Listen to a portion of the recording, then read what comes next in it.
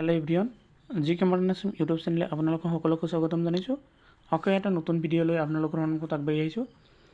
ADRE grade 3 and grade 4 লগতে Assam police আৰু অসমত হ'বলগীয়া CIT আণ্ডাৰ DLED এণ্ট্ৰেন্স পৰীক্ষাৰ্থীসকলৰ বাবে কিছুমান গুৰুত্বপূৰ্ণ MCQ প্ৰশ্ন উত্তৰ আগবঢ়াইছোঁ।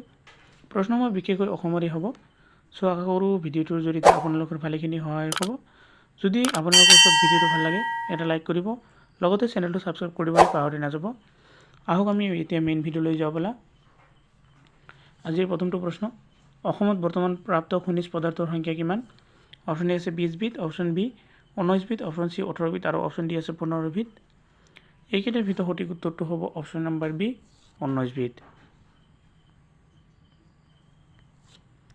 2 নম্বৰ প্ৰশ্ন, অসমৰ মুঠ ভূমিৰ কিমান শতাংশ বনজ সম্পদে আগুৰি আছে? উত্তৰটো হ'ব অপশ্যন নম্বৰ এ 35%। 3 নম্বৰ প্ৰশ্ন, অসমত মুঠ কিমানটা পশু স্বাস্থ্য কেন্দ্ৰ আছে? ইয়াৰ উত্তৰটো হ'ব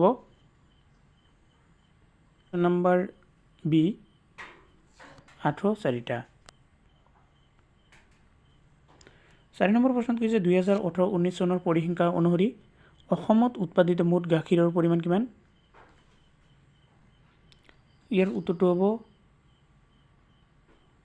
অপশ্যন নম্বৰ বি 946 নিযুত লিটাৰ। নেক্সট প্ৰশ্ন, অসমৰ মুঠ পশু চিকিৎসালয় কিমানখন আছে? উত্তৰটো হ'ব অপশ্যন নম্বৰ বি 22খন। 6 নম্বৰ প্ৰশ্ন, অসমত পোনপ্ৰথমবাৰৰ বাবে কিমান চনত পশু চিকিৎসালয় বিভাগ মুকলি কৰা হৈছিল? ইয়াত 4টা অপশ্যন আছে আৰু উত্তৰটো হ'ব অপশ্যন নম্বৰ চি 1922 চনত। 7 নম্বৰ প্ৰশ্নত কৈছে অসমত উৎপাদিত মুঠ মৎস্যৰ পৰিমাণ কিমান? যি 4টা অপশ্যন আছে এইকেইটাৰ ভিতৰত সঠিক উত্তৰটো হ'ব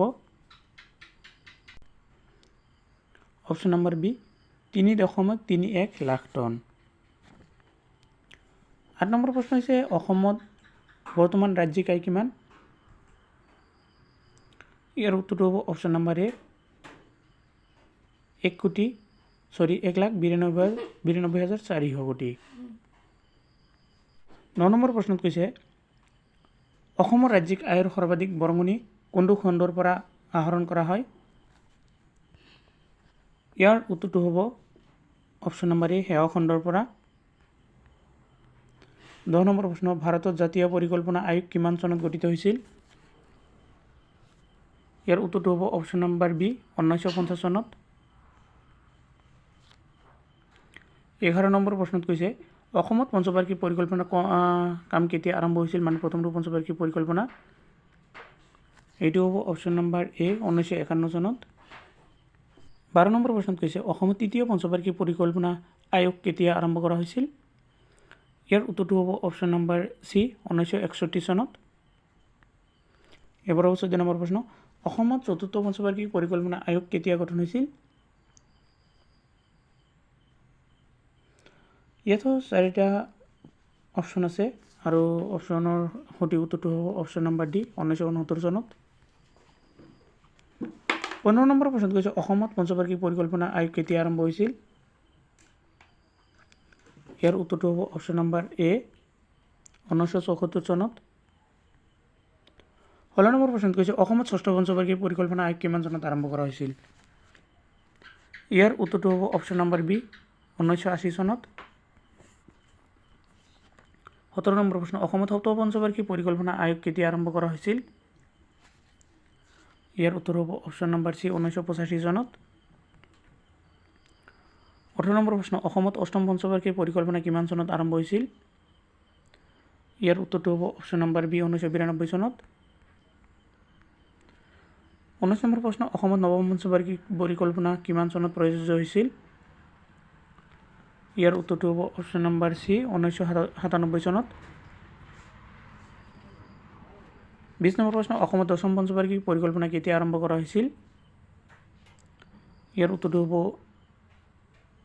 অপশ্যন নম্বৰ চি 1997 চনত। 21 নম্বৰ প্ৰশ্ন, অসমত একাদশ পঞ্চবাৰ্ষিক পৰিকল্পনা কিমান চনত মানে কেতিয়া আৰম্ভ হৈছিল? ইয়াৰ উত্তৰটো হ'ব অপশ্যন নম্বৰ চি 2007 চনত।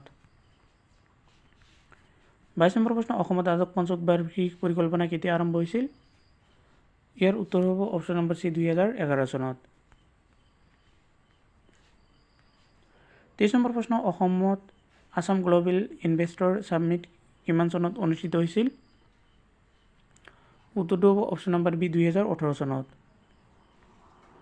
24 নম্বৰ প্ৰশ্ন, অসমত অনুষ্ঠিত হোৱা এডভান্টেজ আসামত কিমানখন দেশে অংশগ্ৰহণ কৰিছিল?